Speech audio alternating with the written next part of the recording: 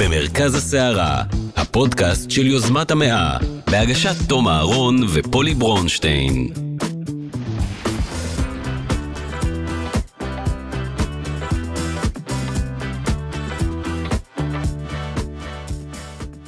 היי פולי. היי תום. מה העניינים? אתה יודע, תראי, אחלה. אני הולך להיות זהיר, אוקיי? כי אני הולך עכשיו לבקר מושא ביקורת שכשמבקרים אותו, כולם נלחצים. וכל המנורות נדלקות. זה הקדמה? כן. מה? התקשורת. התקשורת. התקשורת. טוב, כן. התקשורת. יש לי ביקורת היא על אשמה התקשורת. בהכל. או, הנה, את רואה? מה עשית? אפילו לא אמרתי את הביקורת הלגיטימית שלי. היא אשמה בכל. וכבר בפילוג, הגחכת אותה והקצת בכיתוב. אותה.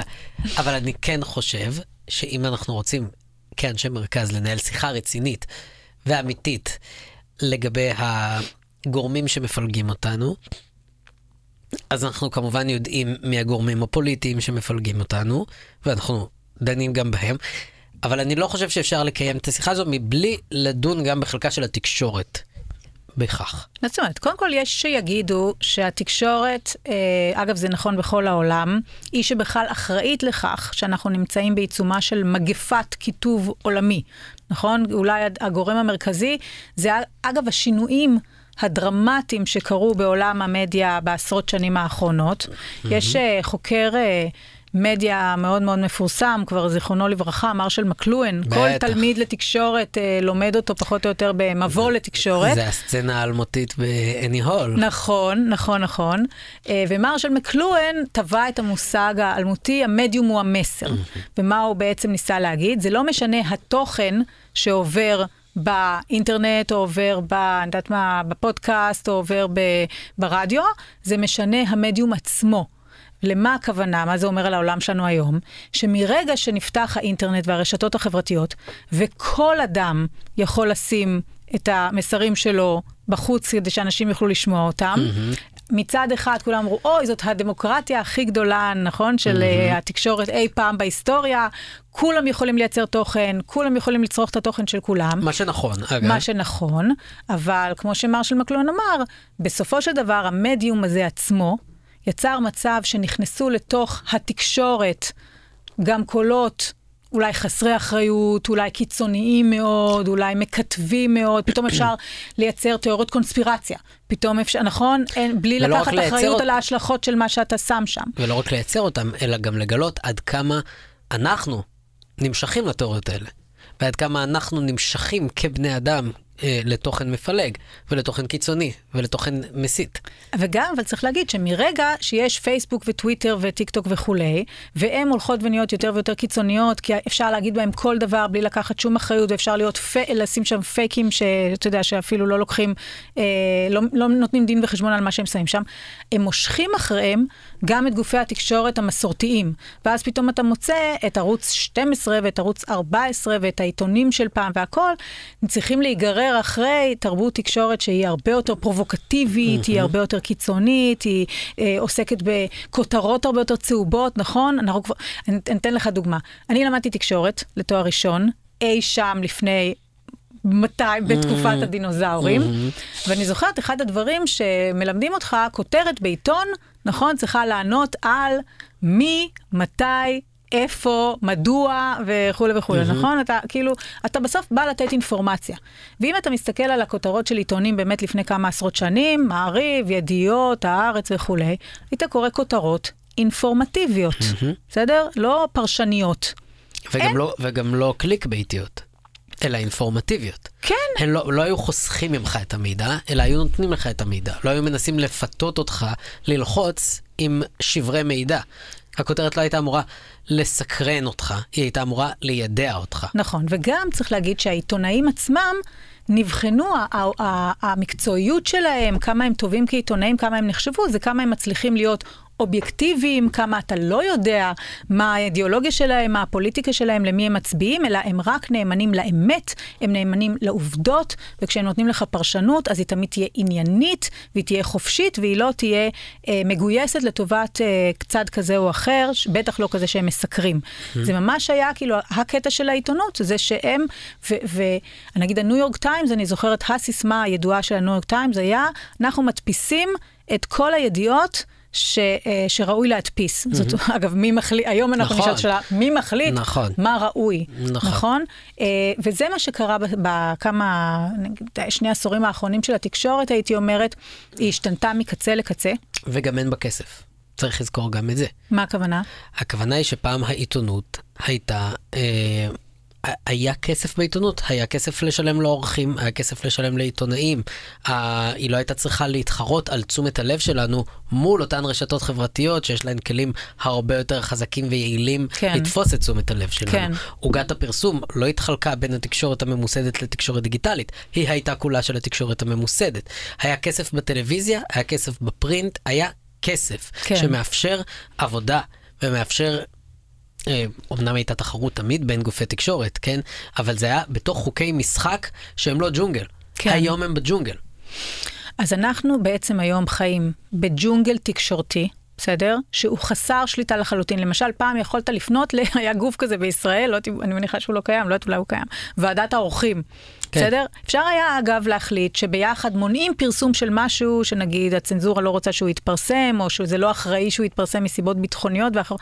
איזה היום, למשל, יש עכשיו סיפור על אשת ציבור מאוד חזקה במדינת ישראל, שלכאורה אף ישראלי לא אמור לדעת שהיא נמצאת תחת חקירה מסוימת, אבל כולם יודעים, אני לא אגיד עכשיו מי זאת מפאת כדי להוכיח את הזה, אבל כולם יודעים במי מדובר, כי אי אפשר יותר, אתה יודע, הכל היום, מדליפים לך מתוך ישיבות קבינט, כאילו אין שום דבר כמעט שהציבור לא יודע, ואז גם נורא קשה להבחין מה האמת ומה השקר. זה בכלל לא בעיה להפיץ החוצה דברים שהם שקרים מוחלטים, ותיאוריות קונספירציה, והן תופסות, ואין accountability, אין אחריותיות. אתה לא יכול להפנות את האצבע מאשימה, נגיד, לעורך, או לגוף תקשורת מסוים, או לעיתונאים, זה להגיד, זה בגללך.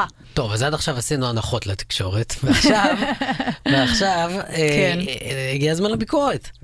כי אני חושב שגם בתוך העולם הזה, אני חושב שהרבה מגופי התקשורת, שלא לומר כמעט כולם, חוטאים לאחריות שלהם.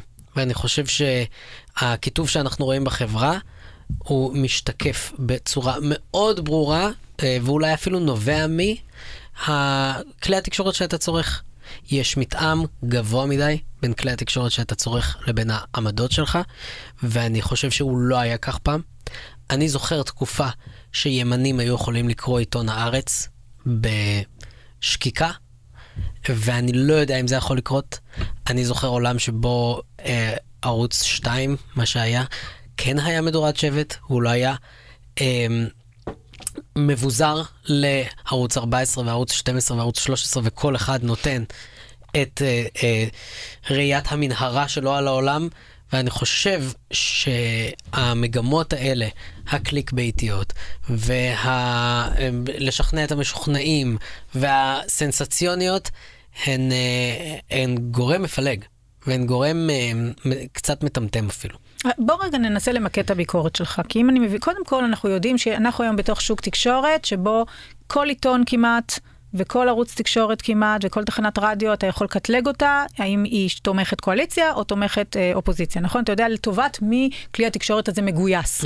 וגם אם יש בו קולות מגוונים, אז זה בדרך כלל עלי תאנה כאלה, נכון? עיתון הארץ יביא כמה עלי תאנה ימנים, ומקור ראשון יביא כמה עלי תאנה מרכז-שמאל, וב-14, ערוץ 14 יביא כמה קולות זה, אבל אז יפרק לו את הצורה בשידור, ובערוץ 12 יש את עמית סגל. כאילו, אני מגזימה בכוונה, אבל כאילו, אנחנו יודעים כל ערוץ תקשורת לטובת איזו אג'נדה הוא מגויס. כן, ובמקרה הטוב יש יוצא מן הכלל של... והמאמצים כאילו לגוון, בדיוק, הם סתם, הם נראים כאילו כמו כיסתוח. אז אני חושבת שזה אחת הביקורות שלך, נכון? כן, וגם שהסיקור האובייקטיבי הולך ומתמעט ונעלם. כן, אבל שוב, אתה לא מרשה לי לעשות את זה, אבל אני כאילו רוצה להגיד לטובתם של ערוצי התקשורת, שהעיתונאים והעורכים בתוך המערכות האלה, כולם נמצאים כמו כל הישראלים, הם בתוך עמם הם חיים, בתודעה של מלחמה, בסדר? בתודעה של הישרדות, בתודעה שכלי התקשורת שמייצגים את הצד השני, הם אויב שצריך להילחם בו וצריך להכניע אותו, לפחות במינימום צריך לעלות על המגרש, לשחק מולו. וכולם מרגישים שהם, אתה יודע, הם מגויסים בלית ברירה. קחי את אותו תירוץ, שימי אותו בפה של פוליטיקאי מפלג, וקיבלת את התירוץ המושלם. כן.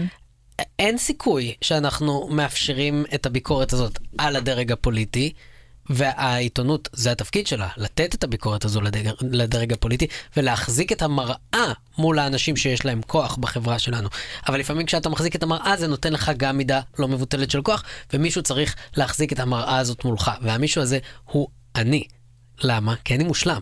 ולכן, אני היחיד שיכול לבוא בביקורת אל מישהו. תראה, בגלל שהפודקאסט הזה מסתכל במשקפיים של מרכז על כל הנושאים, ועכשיו אנחנו מסתכלים על התקשורת, אני חושבת שהשאלה המעניינת של היום, בפודקאסט של היום, היא לבחון האם זה בר תיקון. האם אפשר לעשות תקשורת אחרת, גם בתוך העולם שאנחנו חיים בו עכשיו, כמו שתיארת אותו, ג'ונגל, גם כלכלי, שאינטרסים מסחריים ואינטרסים פוליטיים, וגם כולם מפחדים. האם בתוך הדבר הזה יש אפשרות לעשות עיתונות אחרת, ואנחנו הזמנו היום אורחת שהיא עיתונאית, שאני אישית מאוד מאוד מאוד מעריכה, וקוראת אותה בעדיקות בכל סוף שבוע. והיא בהחלט מנסה לעשות עיתונות אחרת. חד משמעית. אנחנו מדברים על רבית הכט, שכותבת כבר המון שנים בעיתון הארץ, ואני חושבת שהיא מהווה איזשהו קול באמת אחר בתוך העיתון הזה.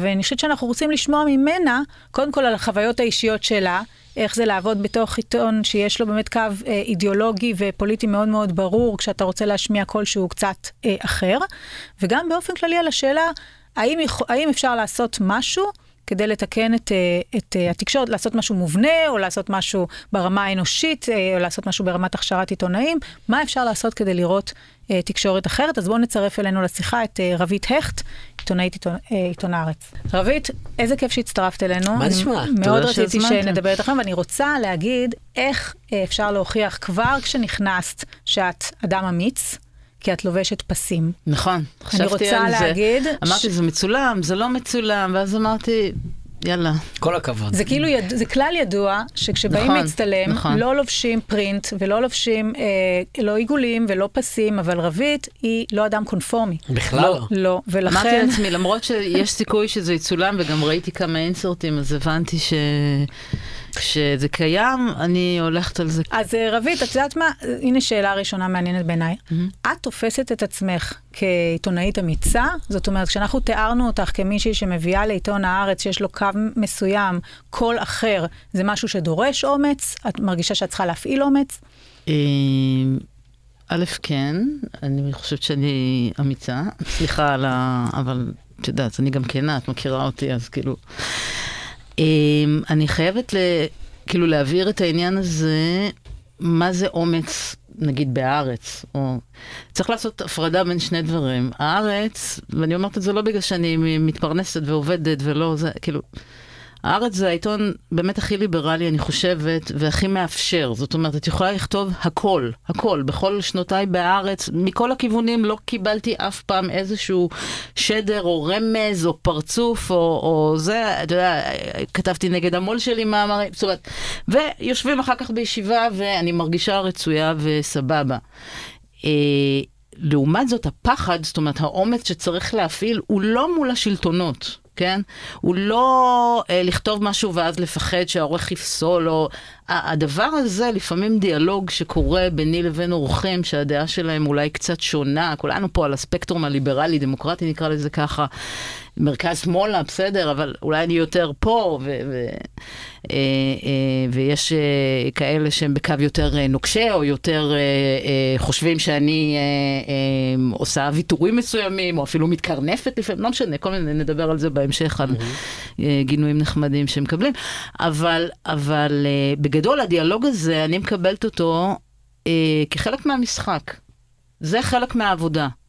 כלומר, בתוך רעיון יש יחסים מול מרואיין, יש יחסים מול עורך או עורכת, וזה פייר פליי מבחינתי, וזה לחלוטין משהו שאני תופסת אותו כחלק מהעבודה שלי. למעשה זה החלק הקשה, המעניין והמאתגר. רבית, בוא ניתן רגע שתי דוגמאות ספציפיות, פשוט כדי להפוך את זה לאמיתי. את לאחרונה פרסמת 2 ראיונות שלך בעיתון הארץ, במוסף השבת, אחד עם גידי ספיר, המשפטן הימני שמרני. ממקימי קהלת.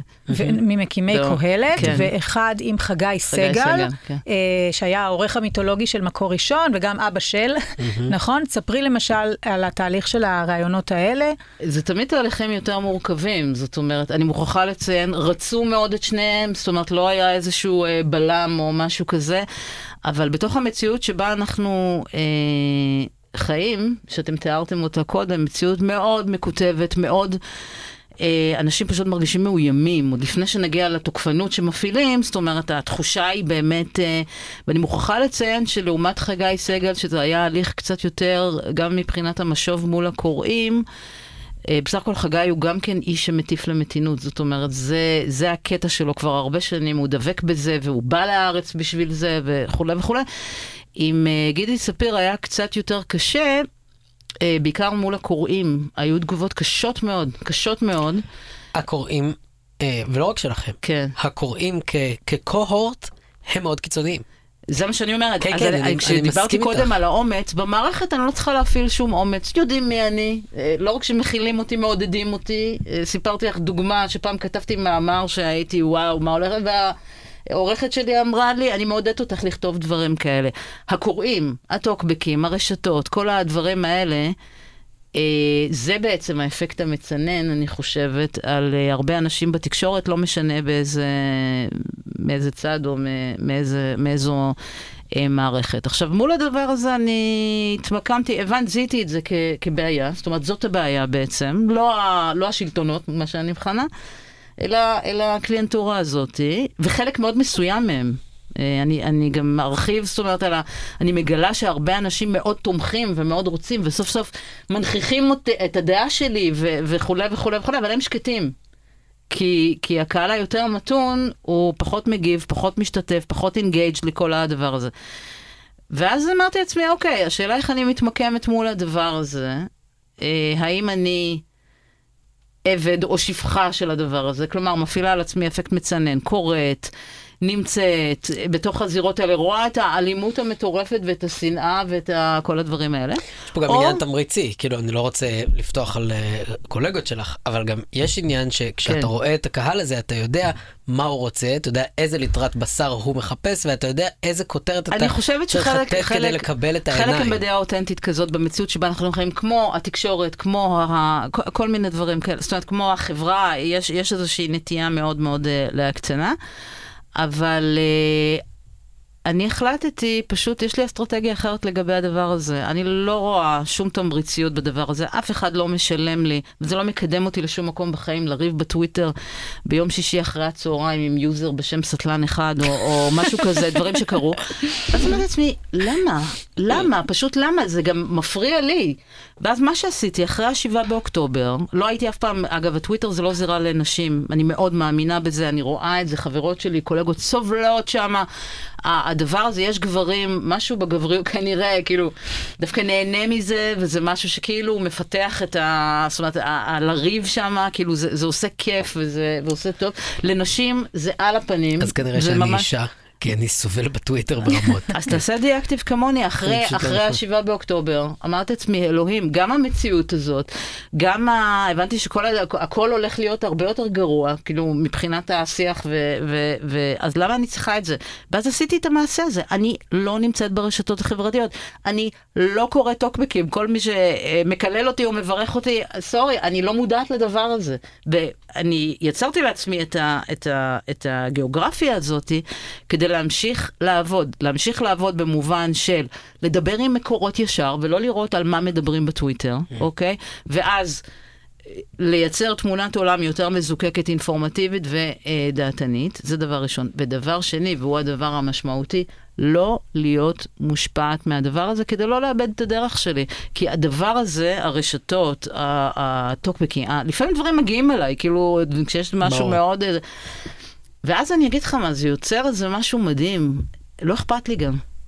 כלומר, כשעוד הייתי בתוך הלופ הזה, אז כשהיו דברים איומים ונוראים נפגעתי, כי אני אדם רגיש, וכי אני אישה, זה משפיע. זאת אומרת, העניין הזה של הקרבות האלה, זה לא אני מדברת בהכללות פה, אבל זה לא רק שזה לא עושה לי את זה, זה עשוי לא, זה משפיע, זה דבר שהוא משפיע, אמרה לי איזה קולגה, כואב. מאוד בחירה אישה, אמרה לי, היא מחזיקה את כל הפלטפורמות, והיא כאילו מאוד, הרבה יותר בפרונט ממני, זאת אומרת, טלוויזיות, והיא אמרה לי, אני פשוט לא מרגישה טוב כשאני בתוך הדבר הזה. אז אמרתי לה, אז למה את שם? אם את לא מרגישה טוב, תלכי מאיפה שאת לא מרגישה טוב. עכשיו, כולם משועבדים לדבר הזה, שאם אתה לא בטוויטר, אתה לא קיים, ואם אתה לא... אני רוצה להגיד לך, וכאילו, באמת, מאז אני מרגישה שהקריירה שלי מאוד התקדמה, כי יש לי איזו חירות כזאת, כי הדבר הזה לא קיים מבחינתי. כל העדריות המחנאית הזאת, חד משמעית, וזה גם מדייק את הקול שלך. לגמרי, אני כותבת את מה שאני חושבת. עכשיו, יש לפעמים, אני מודה, יש פעמים,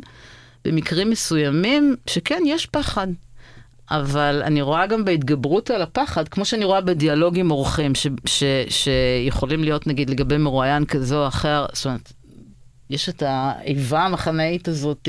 אז הדיאלוג עם האורח זה חלק מהעבודה, ואותו דבר להתגבר על הפחד הזה, ולכתוב מה שרוצים, זה לא רק חלק מהעבודה, זה גם החלק הכי מקדם בה. כאילו, בכל פעם שאתה עושה דבר כזה, אז אתה מעלה את ערך המניות. זה גם חלק הכרחי בעבודתו של עיתונאי. זה למעשה העיתונות מוגדרת ברגעים האלה.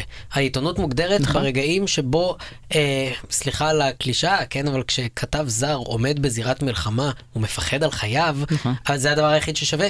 זה הדבר היחיד שמביא ערך עיתונאי.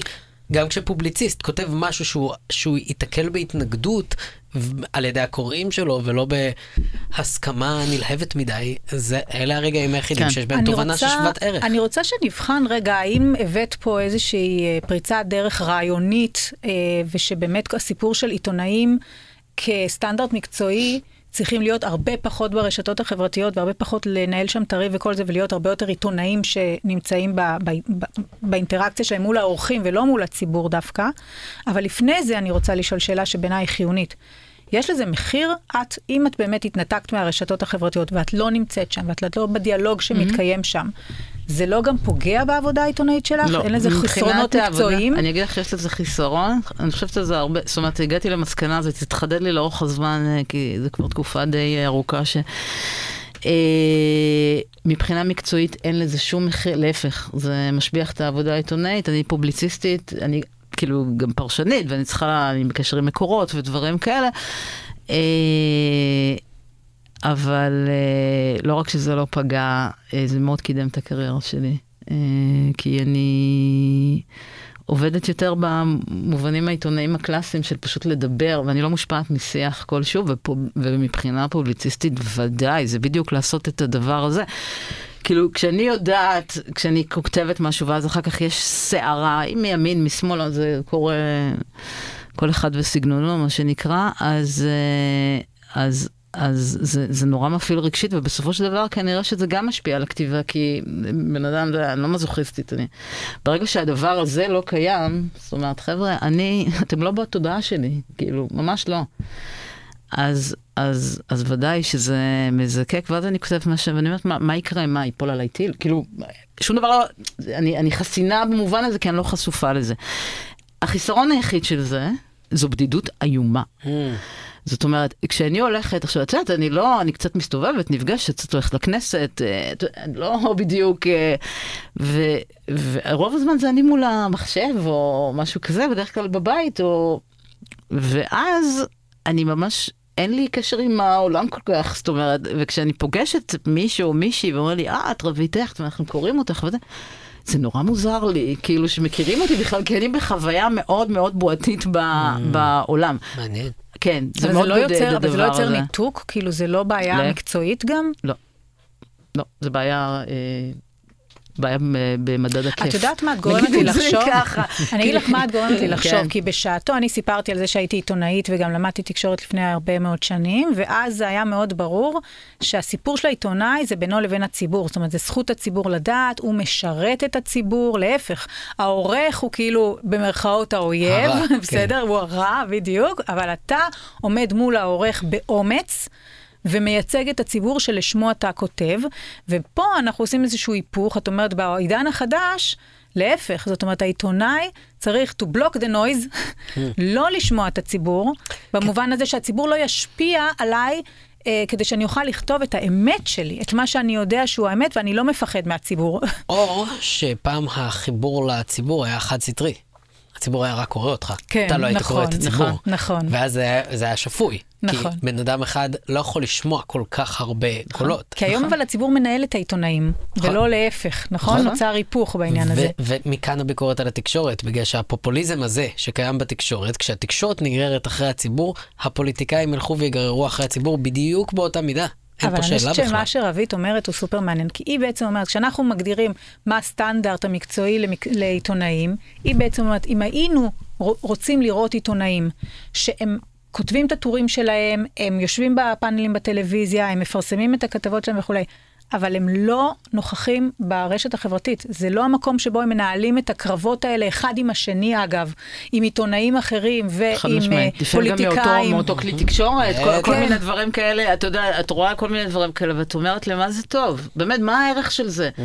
ובסופו של דבר, זה באמת רק מזיק. לא, לעבודה מקצועית בטח שזה, כאילו מקצועית בטח שזה מזיק, לדעתי גם נפשית, אבל כל אחד והעדפות שלו, אני מבינה שיש כאלה שדווקא אוהבים את זה. אז קודם כל הוצאנו לדעתי רעיון אחד שאומר, אם אנחנו רוצים לשפר את התקשורת, אנחנו רוצים לראות את העיתונאים שלנו המקצועיים, לא מתקוטטים ברשתות החברתיות, אלא הם באמת מנהלים דיאלוג יותר מנותק. או בכלל מתקוטטים, למה עיתונאי צריך לריב? מה, הוא גלדיאטור? זאת אומרת, תביא את הדברים שלך נגד האנשים הכי חזקים, תביא את האינפורמציה, תביא את הזווית, לא משנה מה, אבל למה? כלומר, התרבות גלדיאטורים הזאת היא פשוט אנטי-עיתונות, זאת אומרת, זה בדיוק להפך. אבל היא גם נגזרת של זה, כי כשגיא פלג צועק על דדי שמחי, הוא יודע שזה ייגזר לטוויטר. הוא יודע את זה, הוא לא מדמיין את זה בטלוויזיה כרגע. הוא מדמיין את זה כאינסרט בטוויטר, שאחרי זה ירוץ ויעוף, לא ספציפית גיא פלג. אתה חושב, אתה כאילו, אתה מאוד ציני. אני משוכנע ב1,000,000,000%, גם אם הוא לא יודע את זה ברמה התודעתית, הוא יודע את זה רגשית, הוא חושב על הלייקות. סורי שאני אומר את זה. במקרה הספציפי הזה אני לא בטוחה, אגב, לגבי הפרסונה הספציפית הזאת, אבל יכול להיות שזה קיים, זאת אומרת, בתודעה. עובדה שזה לא היה קיים פעם. עובדה שהאולפנים לא היו נראים ככה פעם. הם לא היו נראים ככה. כן. כי הרגע הזה היה רק לא נעים. כן. הוא היה רק לא נעים. היום יש לו גם תגמול ברשתות החברתיות. נו, ומה יצא מלייקים? כלום. אוקיי, אז בבקשה. אז אנחנו מגיעים פה לרווח שבעצם לקלוריות ריקות שאין להם שום ערך, אז אני חושבת שמה שאני אומרת זה הדבר הכי הגיוני והכי רציונלי, זה שאני במיעוט ורק אני מתנהגת ככה להבנתי, או אולי עוד כמה אז זה מה שמוזר בעיניי, זאת אומרת, מתישהו העולם יגיע אליי, כי זה הדבר ההגיוני, אני לא מצאתי שום ערך, אני אשמח לשמוע, לא מצאתי שום ערך בשהות שם. אני חושב שכאילו, אם כבר פגעת בטיעון שלכם ההשוואה על קלוריות ריקות, כי קלוריות ריקות הן לפעמים נעימות. ביום שהעולם יגמל מקלוריות ריקות, אז הוא גם יגמל מלייקים. נכון. אוקיי, אז אני רוצה לשאול אותך את השאלה. תראי, את כותבת בעיתון הארץ, שאני חייבת להגיד, אני הרי כתבתי ספר על זה שעברתי מהשמאל אל המרכז, אז פעם עיתון הארץ היה הלחם והחמה שלי, ובנקודה מסוימת הוא הפך להיות עיתון שאני לא יכולה לקרוא. שזה גם שקר, כי אני קוראת אותו. כי את מנויה, גם אני, רגע, לגמרי. אני רוצה להגיד, אני ביטלתי את המינוי על הארץ מספר פעמים, זה חלק מהיחסים עם הארץ. והוא ממשיך להגיע. זה לא קרה לי דבר כזה בחיים. ביטלתי, לא משלמת. אני קוראת מכאן לעיתון הארץ, רק שתדעו. אל תגידי את זה, יפסיקו לך את המינוי. שיפסיקו, לא משנה, אבל הוא מגיע.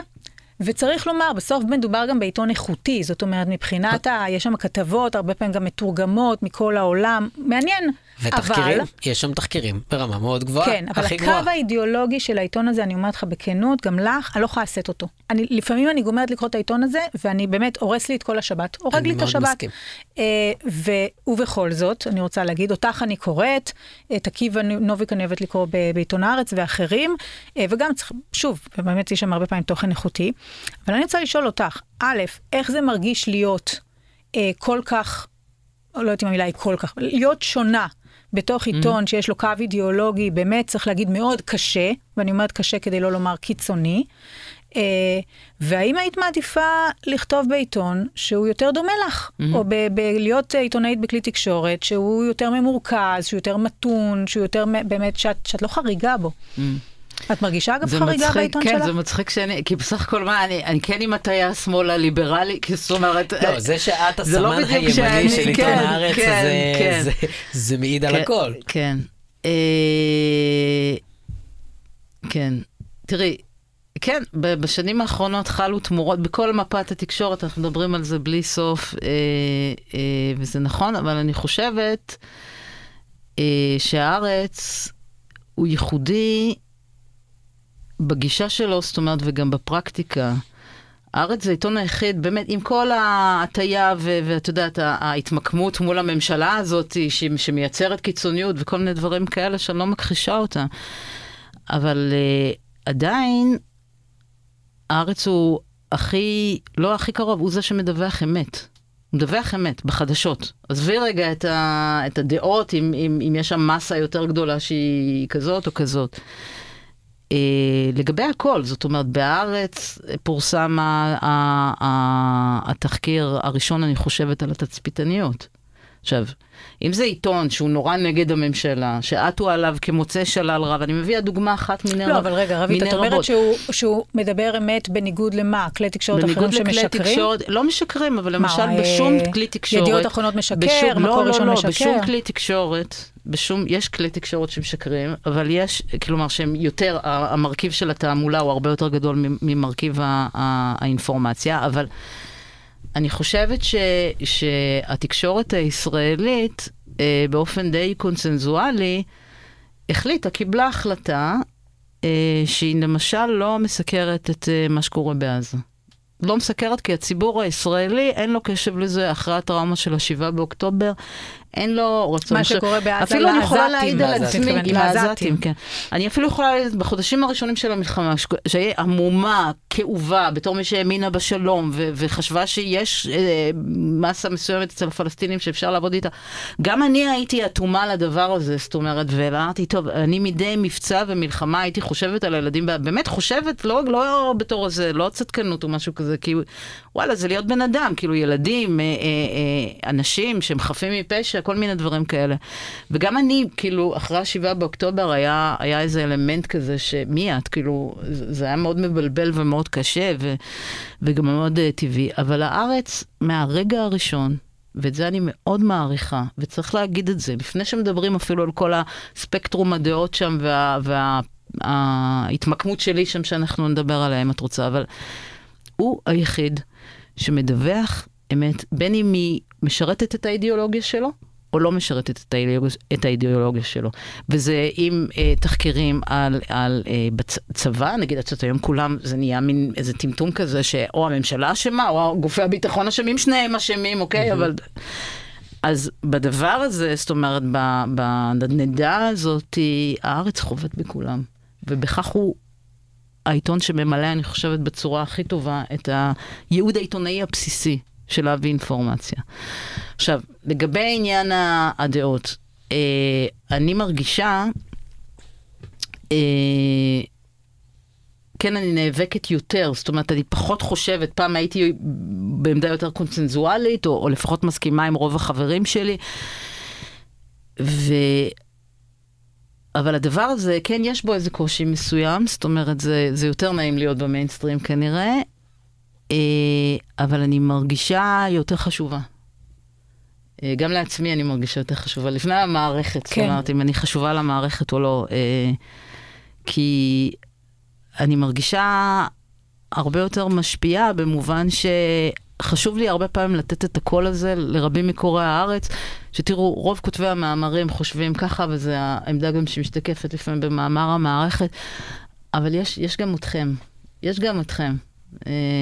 ואני, אתם, זאת אומרת, והדבר הזה הוא מאוד משמעותי, כי אני מקווה שאני לא מנייריסט, אבל אני יודעת שלפעמים זה גם משפיע על אנשים אחרים להגיד את הדעה שלהם בספקטרום הזה, ולממש את הספקטרום.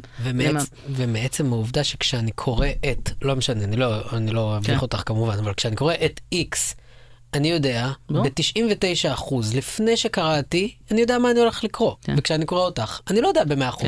נכון. זו העדות הכי טובה לזה שיש לזה משמעות. נכון. יש לזה משמעות, כי כשמשהו צפוי בעיתונות, הוא חסר משמעות. נכון, אמרתי לזה, אני חושבת שגם הקוראים הכי הדוקים, שהכי מקללים אותי, ואני ביביסטית וכהניסטית, ולא יודעת, כל מיני דברים כאלה, כאילו ששמעתי על עצמי. כל מיני דברים כאלה. גם להם נמאס לקרוא את אותם מאמרים. עכשיו, אני לא יודעת, יש ספקטרום גם בהארץ, יש. אבל בתוך המציאות שנוצרה, אז כן, יש הרבה יותר עדריות, ולנוכח המציאות המטורפת הזאת, בעצם הרבה מההבדלים הם איך היה האלבום היפה הזה של חברון, שינויים בהרגלי הצריכה. אז במדד הצריכה, כאילו, השינויים הם הרבה פעמים בקיצוניות, זאת אומרת, הולכים עד הסוף, כאילו...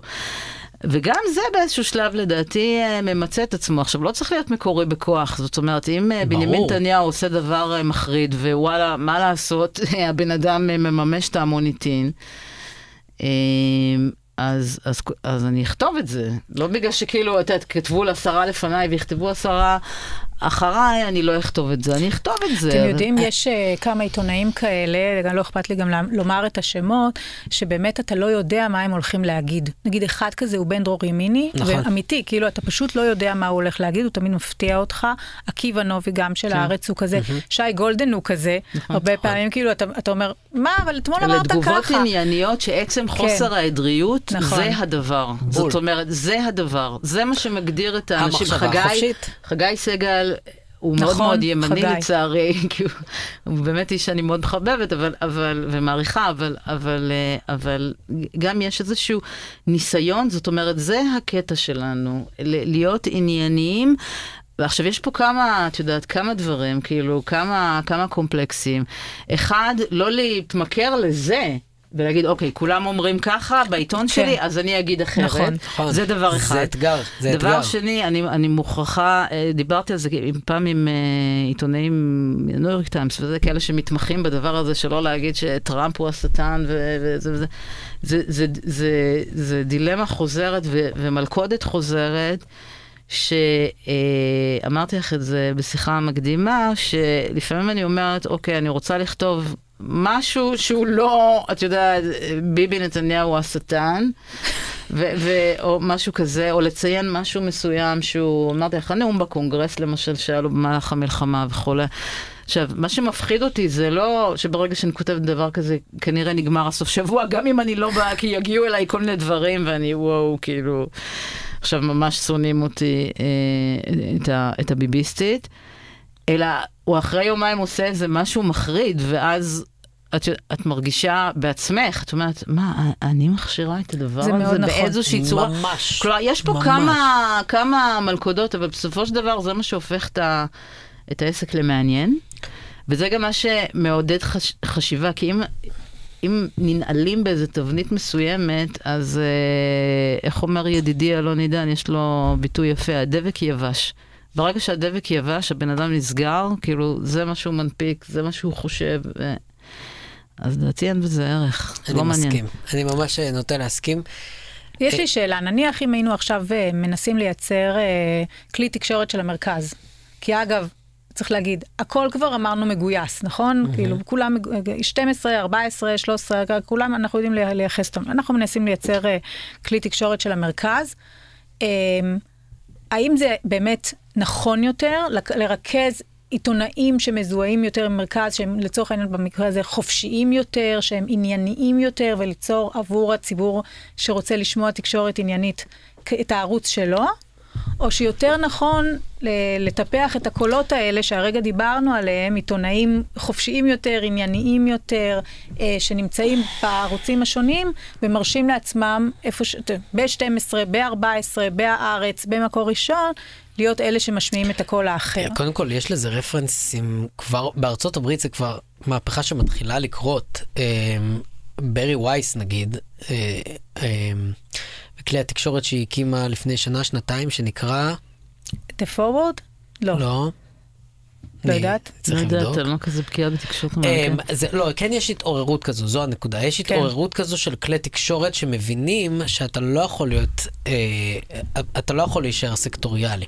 אני חושב שיש פה גם אבל שאלה של ביזנס מודל, שזה מאוד מאוד מהותי. כי אני חושב שאחת מהבעיות של הארץ, אם נחזור שנייה לחוות בארץ, אני חושב שלארץ יש בעיה של...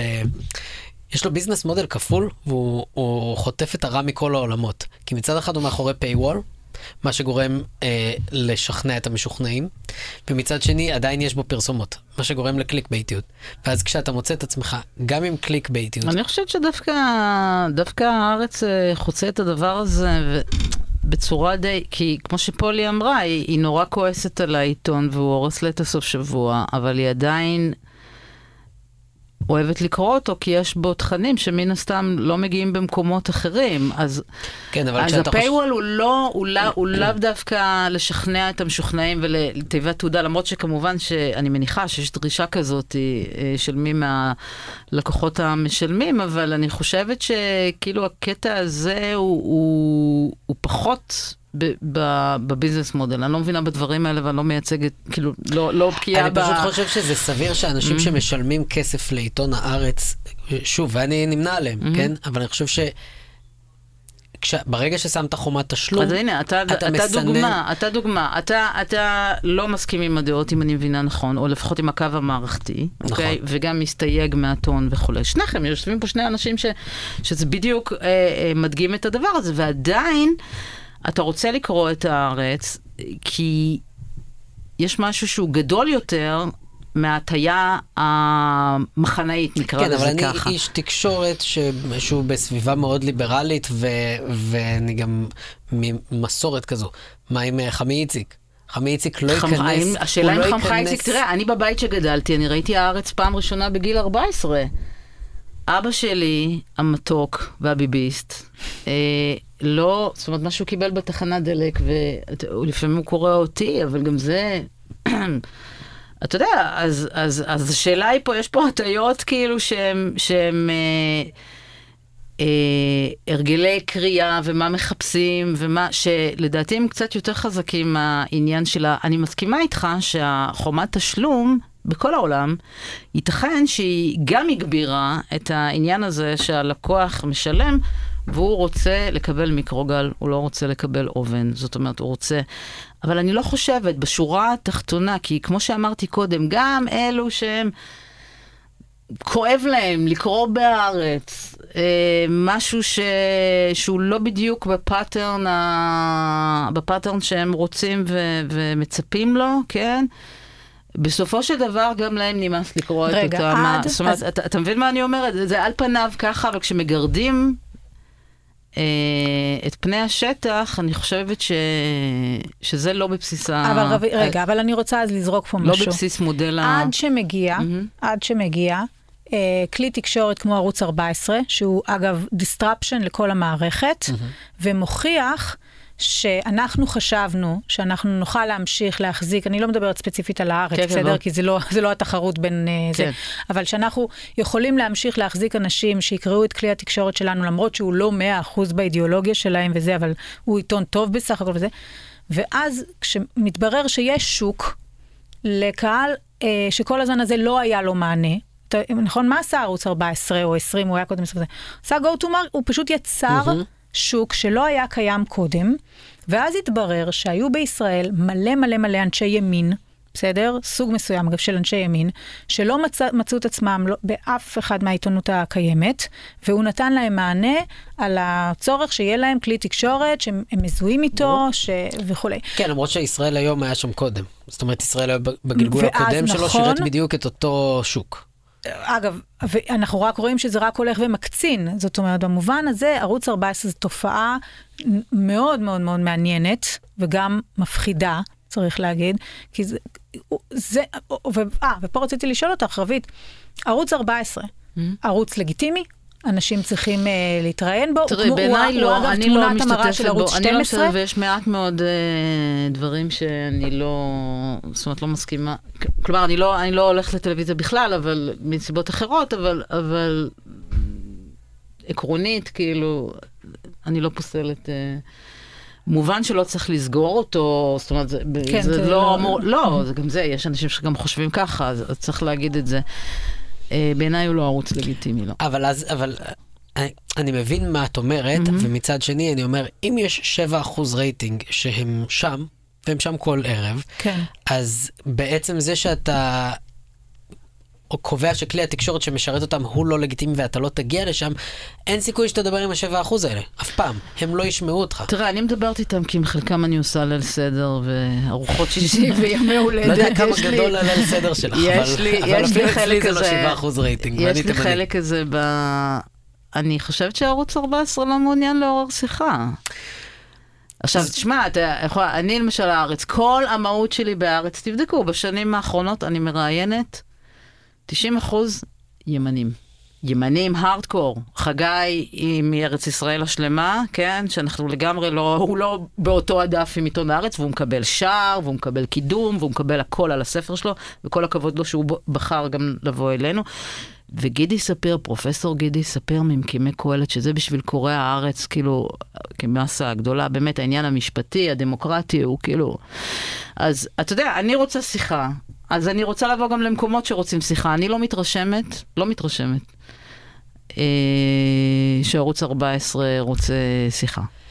לי ולך אולי הדילמה הזאת היא קלה, אבל נניח לפני חודש או חודשיים, שיר סיגל, הבת של אביבה וקיט, הייתה באולפן של הפטריוטים, והיא חטפה על זה המון ביקורת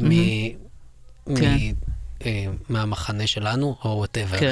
ואני כל כך הערכתי את הבחירה הזו, בגלל שאמרתי לעצמי, יש דיון אידיאולוגי בוער כרגע במדינת ישראל, בין אנשים שמתעדפים עסקת חטופים על פני המשך המלחמה, ואנשים שמתעדפים המשך המלחמה על פני עסקת חטופים. רוב האנשים שצופים ב7% רייטינג האלה, אפשר להניח, ולא מעצם הדעות שמושמעות באולפן הזה ערב, שהם בעד המשך הלחימה. דווקא אני לא בטוחה, אני רואה אצל הביביסטים, זאת אומרת, הציונות הדתית חד משמעית, כן, ציונות הדתית, שם כולל לחלקים הימניים שבה שהם כנראה הרוב כרגע, אבל בקרב, שפה יש נתק מסוים. בואי נגיד גם מהאולפן, גם ממה שמושמע שם, וגם מהעמדה של הממשלה, וגם רואים את זה בסקרים. אז גם אם אין לי את הנתונים על מה הצופים חושבים, עצם זה שזו הדעה שולטת באולפן שהם רואים ערב, זה עניין. ואז כשאתה מביא לשם בת של שני אנשים שחזרו מהשבי, יש לזה הרבה יותר ערך מאשר לראות אותה מדברת בכל כלי תקשורת אחר. אני רוצה להגיד על ערוץ 14 בעיניי, מאחר והוא לא הולך לשום מקום, ואף אחד לא יסגור את ערוץ 14, וגם ברור מאליו שיש קהל מאוד משמעותי שרוצה לצפות בו וימשיך לצפות בו, שאני חושבת שאחד הדברים שאפשר לעשות, השיחה שהייתה לנו קודם, איך אפשר לתקן את התקשורת, או איך אפשר לשפר את התקשורת, זה שאנחנו צריכים להעביר מסרים מאוד ברורים באמצעות היכולת שלנו ללחוץ, זה להראות מתי אנחנו משתפים פעולה, באים לאולפן, משתתפים, כשמזמינים אותנו וכולי, אותנו הכוונה היא לאנשים שהם נגיד תומכי האופוזיציה לצורך העניין, ומתי ערוץ 14 עבר קו אדום, וזה אירוע שאתה יודע, שבגללו מפרסמים, מפסיקים לפרסם, ובגללו לתוכנית הזאת ספציפית לא הולכים, ועם העיתונאי הספציפי הזה לא משתפים פעולה. אני הייתי הולכת, הייתי בפטריוטים, שאני דעתי כשזה היה ערוץ 20, ובאופן כללי, רוב הקריירה שלי, המשקל היה, הייתי בהתנחלויות, זאת אומרת, הייתי הולכת לדבר בהתנחלויות, מאוד מאוד, הקטע שלי זה שיחה, כי בגלל המרכיבים הביוגרפיים שלי, אני חייבת שיחה, כי אחרת אני אצטרך אם לא כן, אני אכחיד חלק מהמשפחה שלי, שאני מאוד אוהבת, ואני לא מעוניינת, וגם הם לא מעוניינים, אז סבבה, אז מוצאים דרך להסתדר. אבל מהרגע אני זוכרת, אחרי שחוקי ההפיכה המשטרית התחילו הפגנות שהם לא היו, אחר כך יש אבולוציה לכל הדברים האלה שהם הלכו והסלימו, אבל ההפגנות בהתחלה, גם עכשיו, אבל ההפגנות אז, בטח שאז היו לגיטימיות, ההפגנות עם המטריות, כאילו, את יודעת, מה... ברור. ואז קראו בערוץ 14, היה ממש, לדעתי, קליפ כזה, אנרכיסטים, כן, אמרתי, אוקיי, זה... לא. זאת אומרת, פה נחצה איזשהו קו, לי לא יקראו אנרכיסטית. אז ברגע הזה, שיחה, כן, תמיד, אבל... עם מי שכאילו, את יודעת, זה רק באשינג, כאילו, אין בזה ערך. למעשה אין בזה ערך. אנחנו צריכים לסיים, זאת הייתה שיחה סופר מעניינת, ואני חושבת שאם יש משהו שעלה בה מאוד, לפחות מבחינתי, זה שהיינו רוצים לראות יותר ויותר ויותר עיתונאים במודל הזה שאת הצגת פה היום, בכל הערוצים, וגם כצרכני תקשורת, התפקיד שלנו באמת לעודד עיתונות כזאת, וגם לדעת מתי לסמן לכלי תקשורת כשהם חוצים קווים, ואני רוצה להגיד, זה נכון ש14 עושה את זה לעתים קרובות, אבל גם ערוצים אחרים ועיתונים אחרים הרבה פעמים חוצים קווים פה בישראל, וצריך שונאים אותי כשאני אומרת סימטריה, אבל צריך להגיד, אנחנו צריכים להיות ערניים. אבל לא אותם קווים, גם את זה צריך להגיד. לא, ערוץ 14 בעיניי הוא ערוץ חריג מאוד מאוד, ואני לא חושבת שהוא דומה לערוצים האחרים. תיקון מאוד אלים. תיקון מאוד אלים למציאות שהייתה, והיא הייתה צריכה להיות מתוקנת. נכון, אבל התיקון הוא אלים, ומשכך זה לא באמת תיקון. אלא כן, אחרי האנטיתזה הזאת תגיע סינתזה יותר שפויה. אמן. תודה רבה. תודה לך. תודה.